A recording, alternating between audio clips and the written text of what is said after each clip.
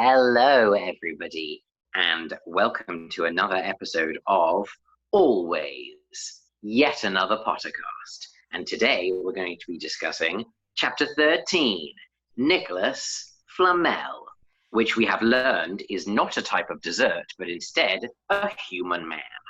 Well, we haven't learned that yet. Have we? We are about to, well, yes, well, technically we have, if you remember the chocolate frog in chapter 4. That's true, okay. But I don't think we can confirm at this point that it is not a type of dessert.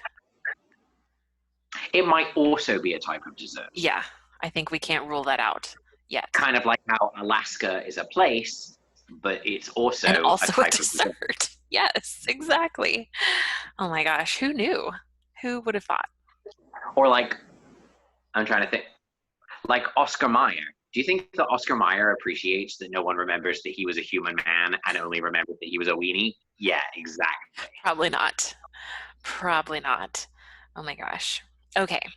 Well, let's start off with Hermione's reaction to learning that about the Mirror of Erised and all of this.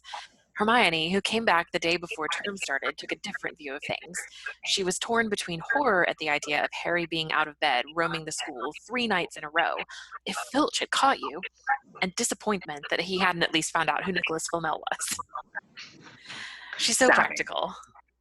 She's a savage queen, and I love it. Agreed.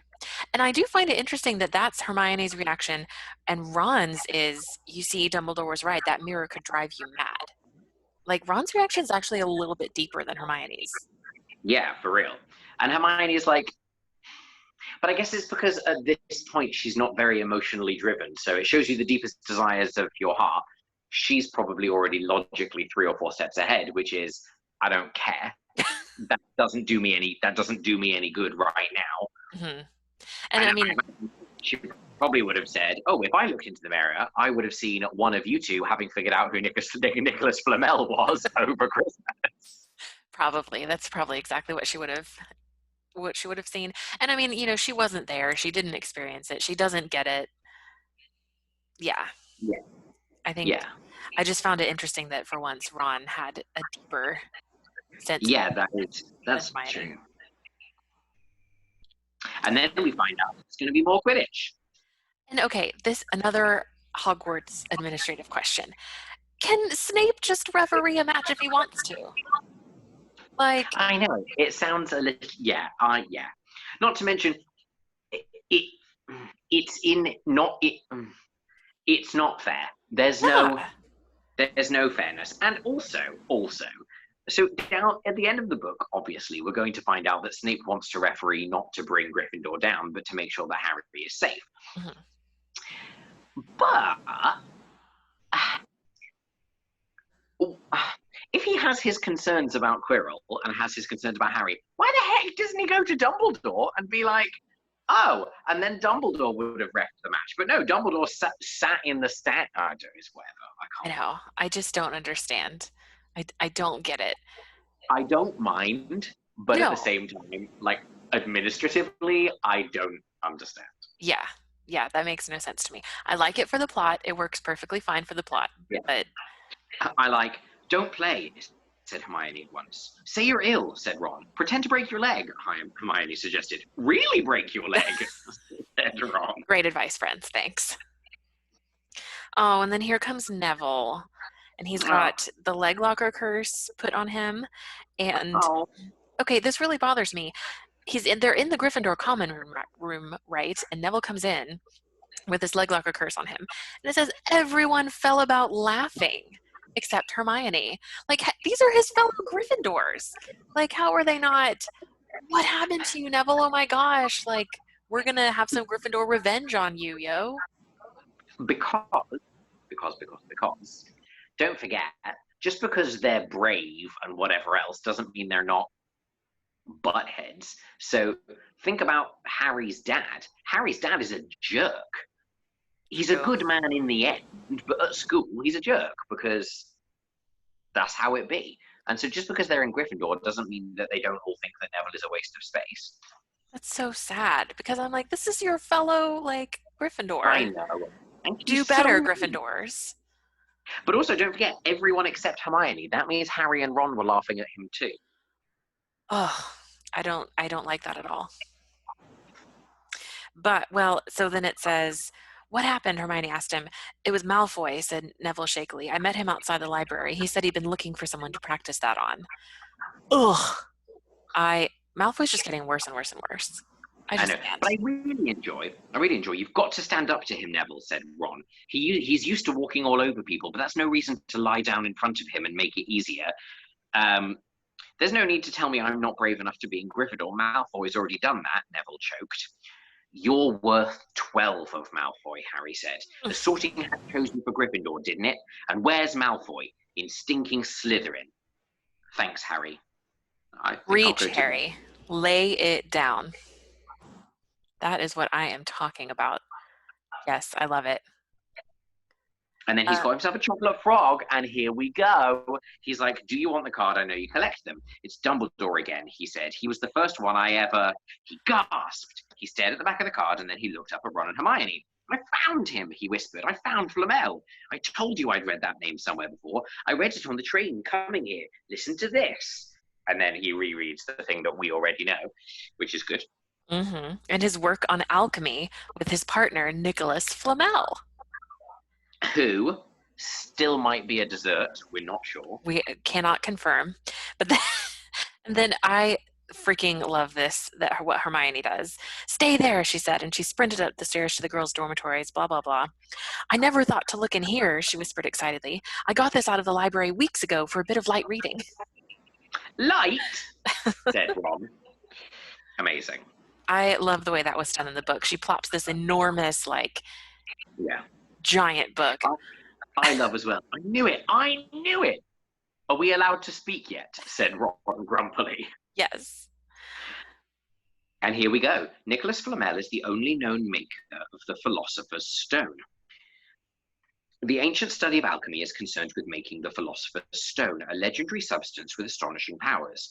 The stone will transform any metal into pure gold. It also produces the elixir of life, which will make the drinker immortal. There have been many reports of the Philosopher's Stone over the centuries, but the only stone currently in existence belongs to Mr. Nicolas Flamel, the noted alchemist and opera lover. Mr. Flamel, who celebrated his 665th birthday last year, enjoys a quiet life in Devon with his wife, Perenelle, 658. These people are so old. I can't. They're so old. Oh my gosh, can you imagine? Too old. Too old. And then, okay, so this brings up so many other questions. Like, how did Snape or Quirrell or Voldemort or whoever figure out the existence of this stone? How did they know it was going, like, how did they figure out? Because Quirrell tried to steal it from Gringotts, remember? So how did he know where it was? And then... Oh, so Quirrell knows... Because they're helping to guard it at the school. Well, he knows that it's at the school, but how did he know that it was in Gringotts? Maybe because... I imagine because Dumbledore entrusted the information with people, maybe. I don't know. Oh, there's the stone at Gringotts and we're moving it here. So maybe he tried to steal it before they moved it? Maybe. I think it's best not to ask. Perhaps. You're probably right. That looks old and stops whoever dying, said Harry. No wonder Snape's after it. Anyone would want it. And no wonder we can find him. Yeah. He's not exactly recent if he's 665, is he? Oh, Ron, never change. Yeah, never change. And then he told them, I'm going to play. If I don't, all the Slytherins will think I'm just too scared to face Snape. I'll show them and it'll wipe the smiles off their faces when we win. Just so long as we're not wiping you off the pitch, said Hermione. I like to think that she's being dead serious, even though it's like a really snarky, funny comment. Mm-hmm. She's actually like, no, don't die. Yeah. Well, I mean, we get to that in just a second. But okay, in this next part of the page, it says, could Snape possibly know they'd found out about the Philosopher's Stone? Harry didn't see how he could, yet he sometimes had the horrible feeling that Snape could read minds.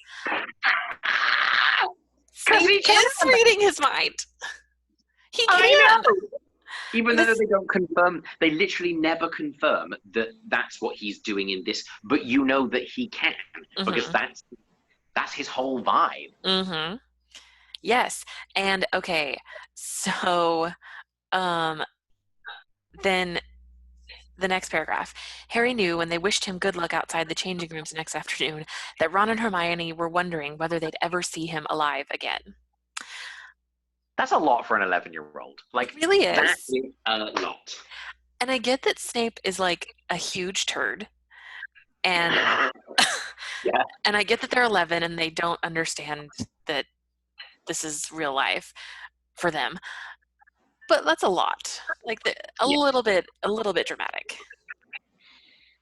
Yeah, it seemed, yeah. Like, take it And down also, a notch, Ron I and Hermione. love the childish notions of, like, he tried to knock Harry off his broom before he knew about the Philosopher's Stone, because they didn't know about the Philosopher's Stone during the first Quidditch match. And they think that Snape is not above killing Harry for no other reason than he doesn't want them to win. It's just a game. I know. It's just a sport. I know. I love 11-year-olds. They're so dumb. They just, they have no concept of, like, the context of human adult existence. Yeah.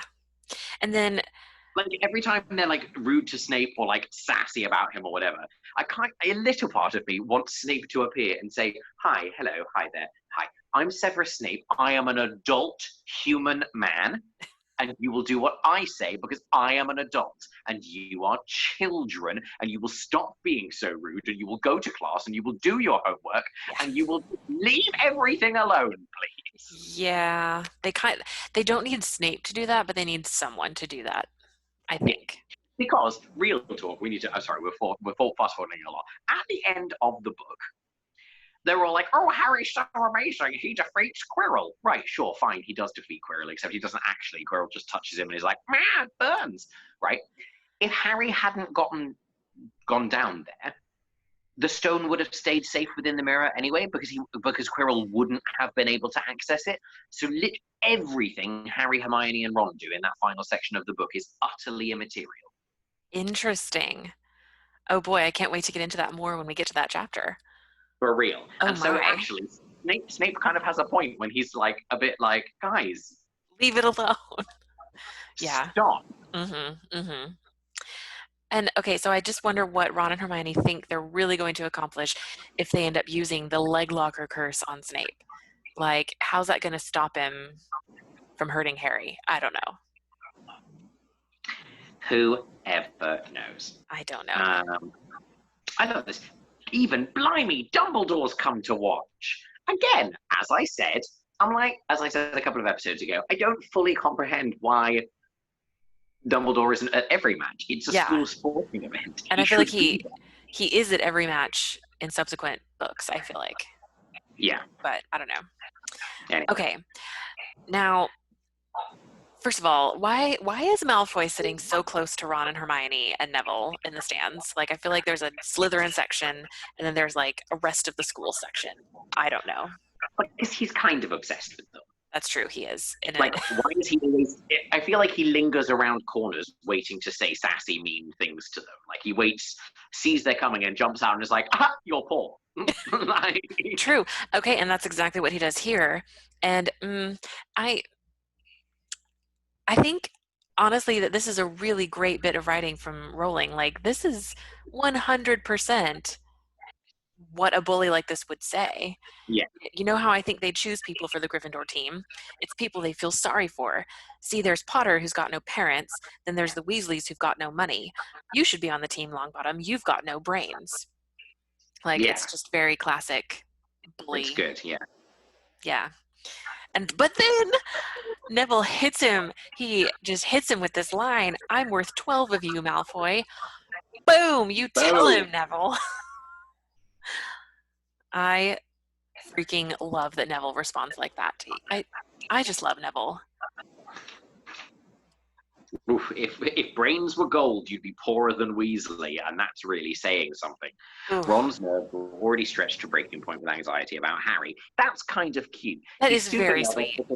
Because his bestie is in danger. Mm-hmm. Like, Ron having nerves about Harry is 100% more anxious than Dumbledore was about leaving him in an abusive household for 11 years. You don't know that Dumbledore wasn't anxious about that. Yeah, if he was anxious about it, he would have stopped. Hard to say. He would have been like, hey, I hear that your family starve you. Yeah, okay. Well, you're in luck, Weasley. Potter's obviously spotted some money on the ground, said Malfoy. Ron snapped. Before Malfoy knew what was happening, Ron was on top of him, wrestling him to the ground. Neville hesitated, then clambered over the back of his seat to help. I love that. I love it. I love it. For once, I can totally get behind fighting like this. Yeah. And then... Yeah, I love it. It's great. Harry makes this incredible catch. The stands erupted. It had to be a record. No one could ever remember the snitch being caught so quickly. Ron, where are you? The game's over. Harry's won. We've won. Gryffindor in the lead. Yeah, and I love how it's all, like, don't they then reveal that the game barely lasted 5 minutes. Mm-hmm. I don't know about you, but if I was a passionate Quidditch fan, I'd be like, there should be a rule against that, shouldn't there? If the snitch is caught before half an hour of gameplay, half an hour more gameplay has to be played. Mm-hmm. Yeah. Yeah, because, think about people who pay tons of money for tickets in, Major League, Yeah. I would be... If I paid a ton of money to go to, a Rangers game and the game was over in 5 minutes, I'd be like, why did I even... because you have to drive to Arlington and you have to climb, it's a whole big thing. It's a whole big thing for less than 5 minutes of some weaselly little kid to be like, caused it. Yep. Yeah, I might be mad. I see your point. I love it. Well done, said Dumbledore quietly so that only Harry could hear. Nice to see you haven't been brooding about that mirror. Been keeping busy. Excellent. I like it. I like that little nod. Yeah. And then Harry's all going off to the woods to snoop on Snape. Yeah, I find that weird. He's not going there purposefully to do that, but he ends up doing that. Yeah. So Snape and Quirrell are meeting. And Snape is threatening Quirrell. Have you found out how to get past that beast of Hagrid's yet? But Severus, you don't want me as your enemy, Quirrell, said Snape, taking a step towards him. I don't know what you know perfectly well what I mean. And then we'll have another little chat soon when you've had time to think things over and decided where your loyalties lie. So something's up. Unless of course you're Alan Rickman, and then you say, we'll have another little chat soon when you've had time to think things over and decide where your loyalties lie. Oh, I just love Alan Rickman so much. You know where my loyalties lie? With Alan Rickman. With Alan Rickman. Agreed. So then Harry runs back up to the Gryffindor common room. He runs back into the castle. They're not in the common room yet. But it says, never mind that now, said Harry breathlessly. Let's find an empty room. You wait till you hear this. So we were right. It is the Philosopher's Stone, and Snape's trying to force Quirrell to help him get it. He asked if he knew how to get past Fluffy, and he said something about Quirrell's hocus pocus. I reckon there are other things guarding the stone apart from Fluffy. Loads of enchantments, probably. And Quirrell would have done some anti-dark art spell, which Snape needs to break through. And then we get this great line of Ron to end the chapter. So you mean the stone's only safe as long as Quirrell stands up to Snape? Said Hermione in alarm. It'll be gone by next Tuesday. So good. I love it. That was a short chapter. Yeah, and it's one of those weird chapters where nothing really happens, and yet we learn a lot. Yeah, which, again, I think that's just the mark of a brilliant writer. Yeah, I learned a whole lot. I learned a lot that chapter. Yeah. And nothing really happened. Yeah, exactly.